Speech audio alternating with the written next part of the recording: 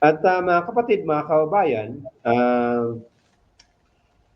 at sa inyo na tumutok dito ngayong gabi, ngayong tanghali, ang usapan natin ay nagpapaalala sa isang mahalagang katotohanan.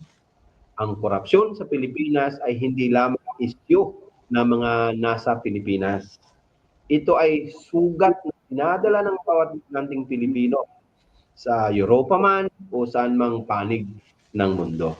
Tayo ang nagpapadala ng remittance, tayo ang sumasalo kapag may krisis sa ekonomiya, at tayo rin ang umaasa na balang araw may gobyernong magpapahalaga sa pamilya at kinabukasan ng ating mga anak.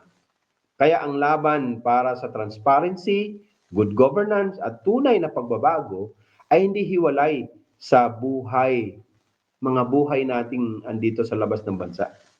Bahagi ito ng ating pang-araw-araw na pakikibaka bilang OFW, bilang magulang, bilang anak at bilang Pilipino na patuloy na nagmamahal sa bayan kahit nasa malayo tayo.